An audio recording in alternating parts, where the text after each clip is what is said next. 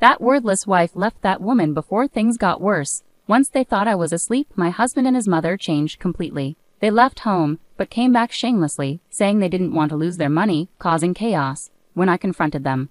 My name's Daisy. I'm 30. I got engaged to Brad after dating him for 5 years. We lived with his parents in their house. We planned to buy our own home when we had our first child. It's been almost 2 years now, but we haven't had a child yet, and we're still living with his parents.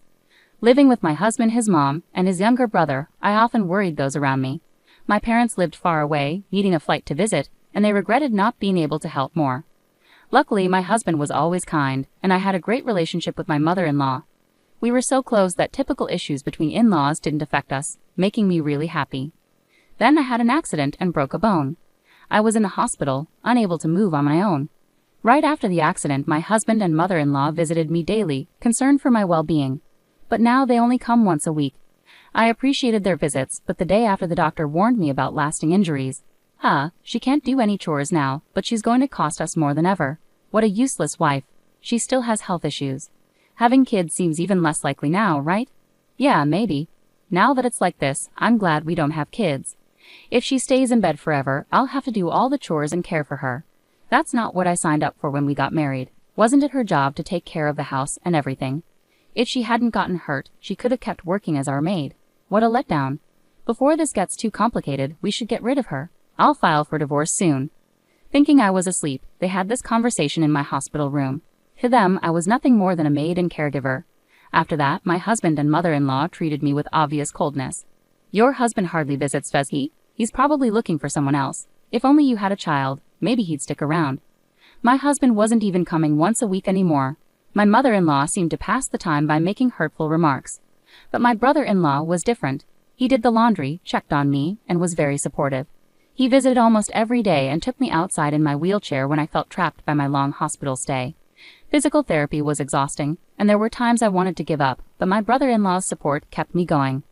I'm not getting worse, and my physical therapy is going well, but it's still uncertain if I'll have any lasting issues. When I shared this with my husband and mother-in-law. Really? See, I told you we should have gotten rid of her earlier. They started arguing about me.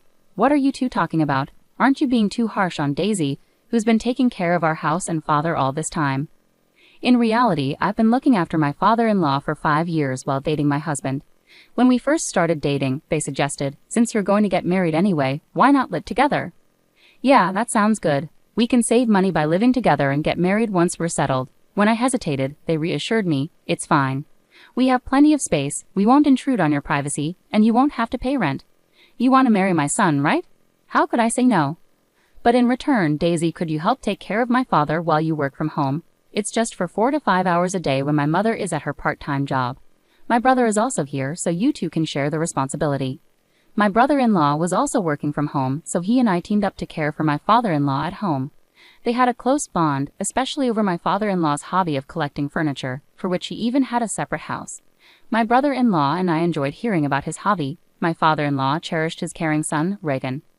Over time, my father-in-law's health worsened, and after years of care, he passed away. After that, my husband proposed to me, saying, "Thank you for always taking care of my father. Let's stay together and get married." Despite my efforts in housework and caregiving, once I became unable to move, my husband and mother-in-law treated me as if I were worthless. Even I, normally calm, felt furious. "I insist you pay what you owe." "Well, I want to avoid any trouble, so I'll let you have the house. Let's forget about dividing the rest of the property." I wondered if he would really give me the house, but my father-in-law had left a substantial inheritance, which was divided among my mother-in-law, Brad, and Regan. Each of them received around $300,000, so Brad seemed financially stable. Regan was tasked with handling all the paperwork with the executor and had to make multiple court visits, which was quite a hassle. "No way, we can't give up the house. If we split the property, I'll lose half of my savings. It's just a big house in the countryside. Even if we give it to her, it's not a big deal. At best, it's worth about $100,000, and we'll have to deduct various fees when we sell it. It's cheaper than losing half of my savings." "Well, if you think so, Brad. But what if she asks for more later? What if rumors start spreading in the neighborhood because we left her?" The two argued over what to do with me. "Then I'll take her in," Regan, Brad's brother, interrupted. "Why would you do that?" "You've had your eye on Daisy, haven't you? That's why you're so willing. You can have her if you want, but she's no longer any use to us. Don't expect to come back asking for Daisy or the house later." "Sure, why would I? Just make sure you don't come asking for money later. And remember, you can't return damaged goods." Brad and Reagan finalized the property transfer with legal paperwork through a lawyer. "I'll take some money for my savings. You should find a younger, healthier, prettier woman to marry and build a better life. Sound good? Hey, Daisy, get a lawyer to start the divorce process quickly," they said. They planned to stay in a hotel for a while and left the room. Regan and I silently watched them leave. I needed to find a lawyer to start the divorce process. With Regan's help, I filed for divorce, and within a few days, Brad and I were legally separated. A week later, Brad and my mother-in-law packed their things and moved out of the house. It felt odd that Regan, Brad's brother, continued to visit me. "Now that I'm no longer married to your brother, you don't have to worry about me," I told him. "I'm doing this because I want to. Our connection wasn't just because you were married to my brother. We've worked together caring for Dad and managing the house. We've talked more in these 7 years than my brother ever did with me. We're friends, right?" Regan said, smiling gently. All I could do was express my gratitude. A month later, I left the hospital. Even though I still had physical therapy sessions to attend, being home after such a long time felt like a relief. "Do you think they'll really come back?" "I'm worried they might return and make me work again," I expressed my concern to Regan. "If they do come back, I'll make sure they leave. I can't forgive how they treated you so badly. Besides, they have no right to return to this house," Regan reassured me firmly. Since I still couldn't move well, Regan took care of most of the household chores. Luckily, I could continue working from home as a freelancer, which helped financially. With regular physical therapy sessions twice a week, I recovered smoothly without any issues. A year later, I regained my independence and Regan and I shared the household duties. We spent more time together, even taking trips on our days off. Just as I thought our peaceful days would continue, a sudden storm approached. One night, while Regan and I were having dinner, someone knocked on the door and kept buzzing the intercom. Anxiously, I answered, and it turned out to be Brad. "Hey, let me in," he demanded. Worried about disturbing the neighbors, I reluctantly opened the door, and Brad walked in without hesitation. "What do you want?" I asked, feeling uneasy. "Huh? Why do I have to deal with this attitude just for coming home? This is still my home. Tell me what's going on and make me something to eat," Brad replied. "What are you talking about? You're not living here anymore," I responded firmly. "Oh, I'm hungry." "Daisy, make me some food," he ordered. My ex-husband demanded that I make him food. "Hey, stop. Why are you here?" I questioned, trying to keep my composure. "Well, I've almost run out of money. My mom will be here soon, so leave the door unlocked," he replied casually. I stayed silent, and he continued, "Oh, you're all healed now. That's great. Let's get back together. You must have struggled without me." My ex-husband, still under the mistaken belief that I cared for him, approached me with an unwelcome familiarity. His audacity made me feel sick. "Enough. I divorced you. I don't care about you anymore. Don't act like you're in charge. You've been living off my money this whole time, only capable of doing housework," I retorted firmly. "Just do as I say and shut up," Brad shouted. Just then, the door opened, and his mother walked in. "You left the door unlocked? That's careless," she scolded. "What's going on here? She's getting too bold," she added, noticing the tension. So I was just giving her a bit of a lesson. "She's gotten tough in the year we've been away." Brad and his mother began to settle in again, acting as if they belonged there. "This is enough. This isn't your home. I'm calling the police," I asserted firmly. "Oh yeah, about that. This house was originally in your father's name, right? So technically, with my mom and the inheritance, our previous agreement is null and void," Brad claimed loudly, making an unreasonable argument.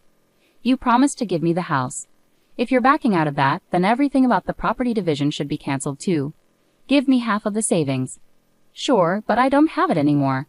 Didn't I tell you before? I've spent it all. I quit my job, blew it on drinks, risky investments, you name it." Brad's words shocked me. It was unbelievable that he could have spent such a large sum of money in just 1 year. "I also owe about $20,000 in consumer finance debts. Can you pay it off for me?" Brad asked, and at first, I thought he was joking, but his mother confirmed it was true. "I can't lend you that much money," I replied firmly. "I'm not asking for a loan. I'm telling you to pay it," Brad insisted. "I'm not giving you any money. I'm calling the police," Regan declared as he dialed emergency services. "You've gotten bolder in the past year. You're just trying to show off because Daisy is here." Brad started causing chaos in the house, even damaging the precious furniture that held sentimental value from my father-in-law. His mother joined in, laughing as she destroyed the furniture. That's my father-in-law's and aunt's memories, I pleaded, but Brad and his mother continued their rampage, ignoring my protests. About 10 minutes later, the police arrived, and I explained the situation to them. This is quite a situation. Let's hear your side of the story, the police officer said calmly. Huh? What's wrong with me breaking things in my own house? Brad retorted defensively. That's right, we're just getting rid of things we don't need. What's the issue? His mother chimed in. Seeing the police unsure how to respond, Regan intervened. This house has never belonged to these two. It's in Daisy's name, Regan clarified. What nonsense are you talking about? Brad exclaimed in disbelief. In fact, our father-in-law left a will through a lawyer before he passed away. You probably weren't aware. You took what you were told and left the rest to me. So this house has always been Daisy's, Regan explained calmly. When I confirmed this, Brad and his mother were stunned. So this isn't your property then? Oh, wait, but I'm her ex-husband. We're like family, right? Daisy will forgive me, Brad pleaded. Don't be ridiculous. Once you're an ex, you're a stranger. I didn't even know you were seeing another woman before our divorce was finalized, treating me like a maid, I responded firmly. No, that's not what happened. I was just following what my mom said. She made me do all this, Brad protested. What are you talking about? Your failed business, your failed relationships with young women, your gambling debts. Are these all because of me? His mother retorted. She then revealed that after our divorce, Brad had tried to marry a younger woman. He had also quit his job to start his own business, which failed within a month. Even though he had money initially, he became reckless after being rejected, gambling and claiming he could afford it. Now he was almost broke, with nearly nothing left. You brought this upon yourself. This is all Brad's fault, so please at least forgive me, his mother pleaded, their previous condescending attitudes replaced by desperation as they tried to shift the blame and beg for forgiveness. The police, having heard enough, began to take control of the situation. Regan and I stood our ground, making it clear that neither Brad nor his mother had any right to the house or my forgiveness. This is really unbelievable. No, I won't forgive either of you. And this isn't something from the past, is it? You were treating me like a servant just a moment ago, right? Not leaving when I asked you to is illegal. Also, the furniture collected by my late father-in-law belongs to me now, so you need to pay me for that. But all right, we'll pay you back. Just please don't call the police. You wouldn't want me to go to jail, would you? I actually don't care at all. By the way, we're married. It turns out I married my brother-in-law, Reen. Well, he was my brother-in-law before, and now he's my husband. It hasn't even been a year, and you've moved on to another man, my own brother, at that. What are you talking about? You moved on before you were even divorced, didn't you? You wouldn't give Daisy back to me no matter how many times I asked? Brad was left speechless. I don't care anymore. I'll pay for any damages. How much for my idiot husband's stuff? Well, if we calculate roughly, about $100,000. Huh? The furniture my father-in-law collected was all high-end pieces made by famous designers.